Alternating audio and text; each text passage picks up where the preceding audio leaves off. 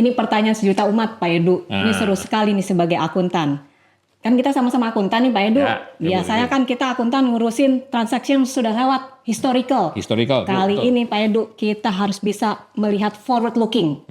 Kalau bicara forward looking kan banyak uncertainty nih. Itu ujungnya adalah bagaimana kita mengelola informasi non keuangan yang pada nantinya bisa berdampak ke laporan keuangan, gitu Pak Edu. Jadi kita melihat laporan keuangan itu secara utuh dan integrated dan komprehensif. Topiknya kan banyak Pak Edu ya. Tapi memang iklim ini semakin menjadi perhatian dunia Pak Edu. Kenapa? Karena tadi Pak Edu rasakan dampaknya itu sudah makin terasa Pak Edu. Kalau tadi bicara tentang hot topic begitu ya teman-teman, memang katanya nih dunia makin panas. Gitu. Akuntan juga harus bisa melihat kira-kira apa sih driver di luar atau tren di luar yang nanti bisa mempengaruhi laporan keuangan.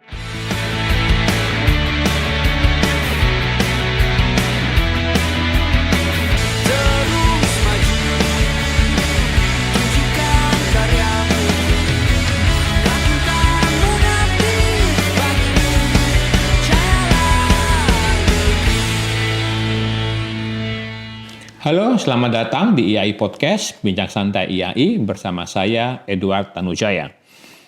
Kalau kita ngomongin masalah sustainability atau bahasa Indonesianya adalah keberlanjutan, banyak banget isunya, nggak ada habis-habisnya. Selalu ada aja hal yang baru.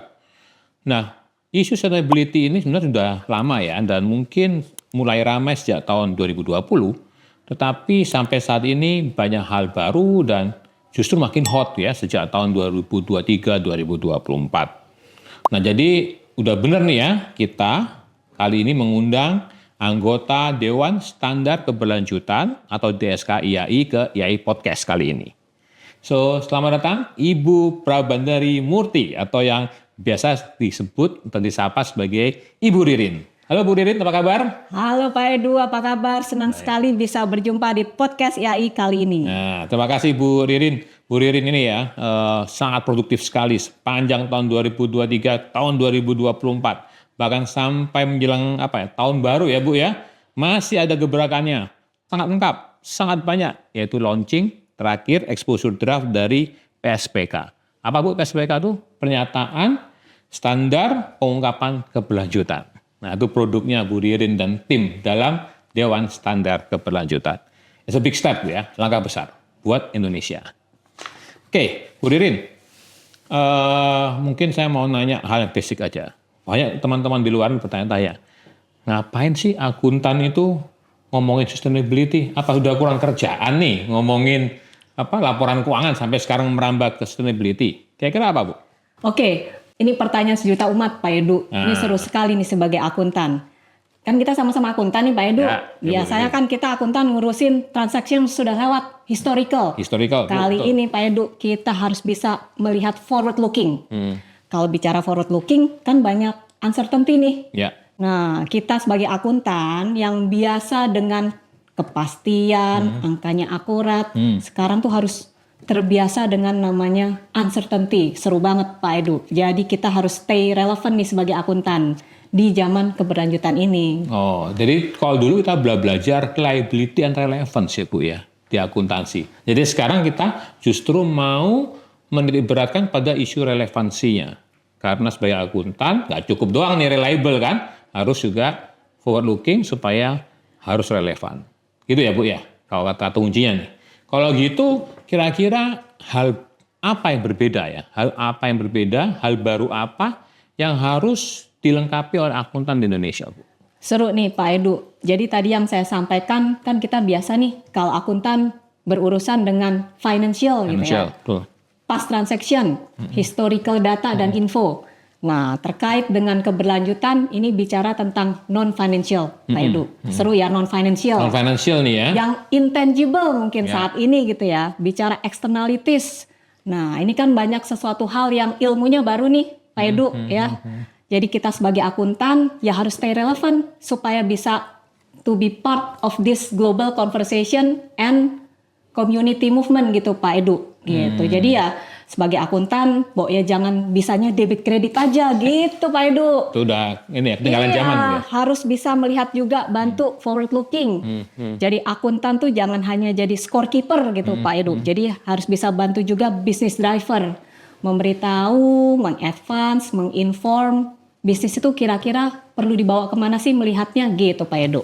Jadi sustainability ini sebenarnya banyak isu yang sifatnya non financial ya Bu ya. Betul ya? Iya betul, non financial atau kita suka sebutnya itu externalities, bicara tentang dampak Pak Edu. Dampak ya, externality. Kalau bicara tentang dampak berarti sesuatu yang Ibu bilang ya, uncertainty ya, masih belum terjadi, tapi sebenarnya sudah bisa kita rasakan dong kira-kira arahnya kemana gitu kan. Dan kalau nggak kita manage dengan baik tentu bisa akhirnya sih menurut saya ujung-ujungnya juga ke duit ya, ke finansial.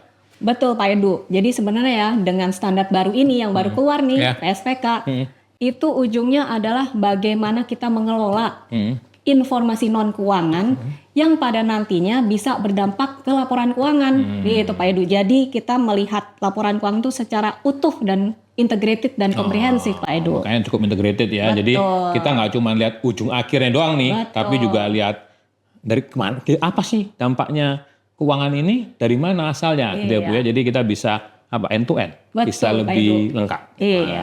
Nah kalau gitu Bu, isu yang juga ramai sekarang tentang sustainability itu masalah iklim, gitu kan? Climate change atau perubahan iklim. Nah itu bahkan saya dengar ada standar khusus ya untuk climate change ini.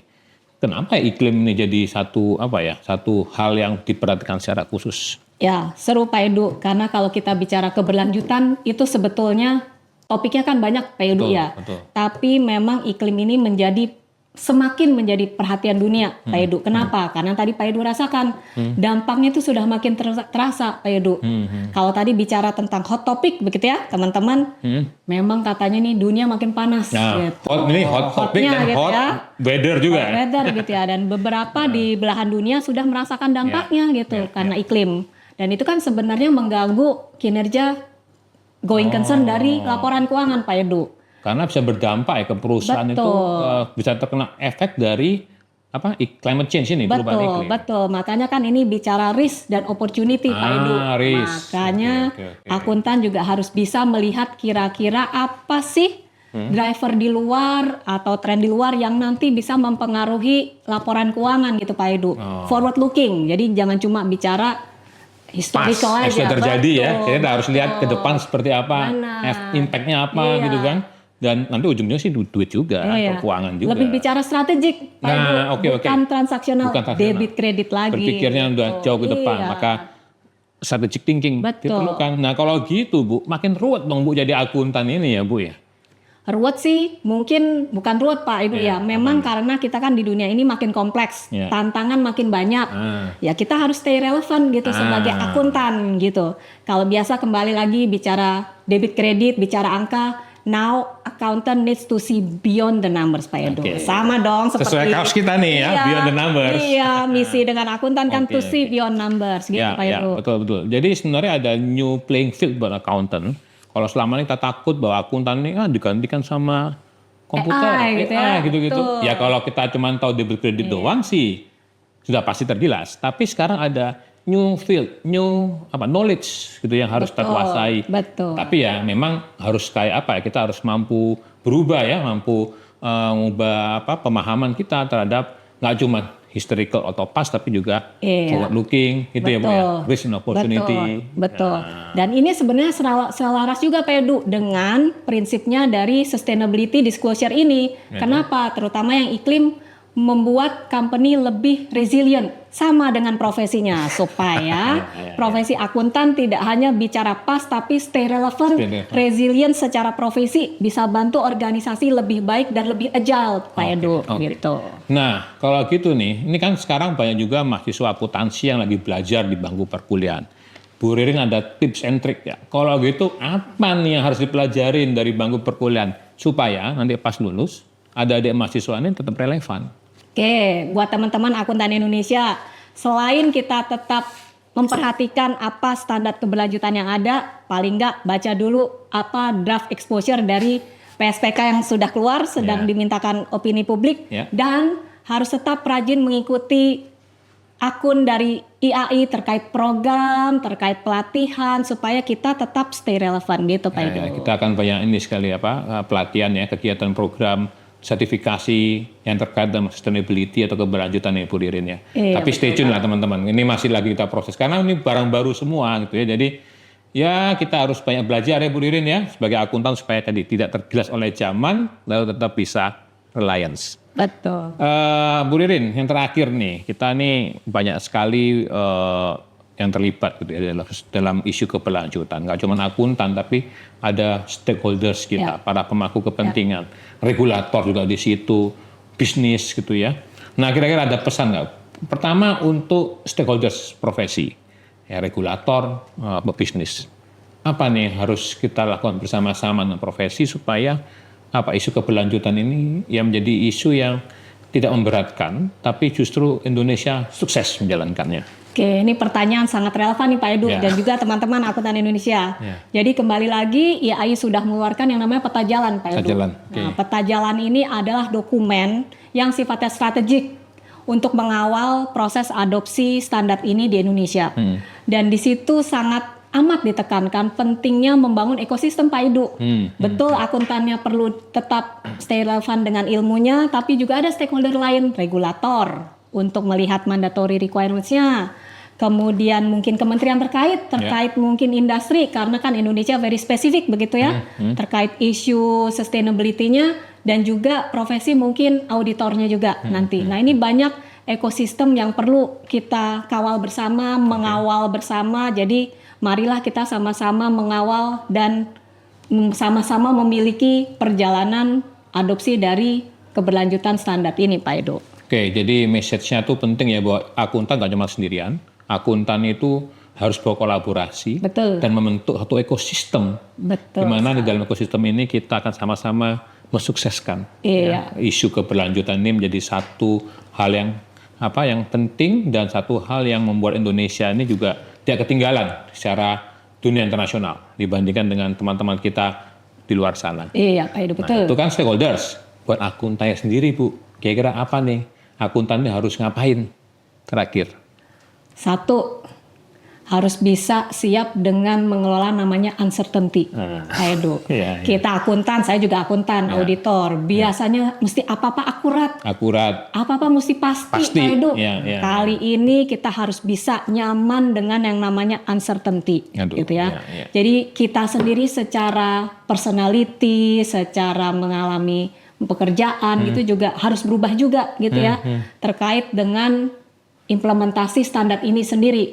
Dan akuntan yang paling penting juga harus siap berkolaborasi tadi yang Pak Edu sampaikan. Kita mungkin tidak tahu nih secara teknis terkait iklim itu mesti bagaimana sih. Harus bisa ngobrol dengan teman-teman kita yang jagoan di iklim, jagoan di lingkungan mungkin, jagoan di human rights. Jadi secara profesi akuntan juga harus bekerja sama dengan profesi yang lain. Pak Edu. Oke, jadi message-nya nih buat teman-teman akuntan maupun nanti calon akuntan profesional di bangku kuliah ya, nggak boleh kuper. Nah, itu kan harus rajin berkolaborasi, tidak hanya dengan sesama akuntan, tapi juga dengan profesi lain, karena siapa tahu mereka justru akan mendukung upaya kita untuk lebih memahami isu-isu sustainability ini, Bu ya, karena tadi Ibu bilang non finansial, berarti ya aspeknya sangat luas sekali. Gitu ya Bu Lilin ya. Dan jangan lupa ya stay tune dengan IAI, ya, terus ikutin sosial media IAI gitu ya, karena banyak sekali informasi-informasi, mau pelatihan, mau kursus sertifikasi, maupun hal lain terkait dengan update dari Dewan Standar Keberlanjutan. So, Bu Ririn, saya ucapkan terima kasih nih sudah meluangkan waktu untuk hadir di IAI Podcast pada kali ini. Sebelum nggak kapok ya Bu, nanti kita undang lagi untuk update yang berikutnya, karena saya yakin isu sustainability ini masih semakin hot gitu ya, nggak cuman weather atau temperature, tapi juga isunya makin hot.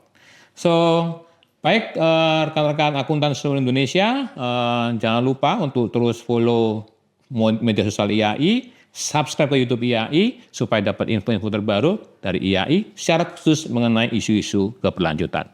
Saya Edo Tanujaya undur diri, sampai jumpa di episode IAI Podcast berikutnya. Terima kasih.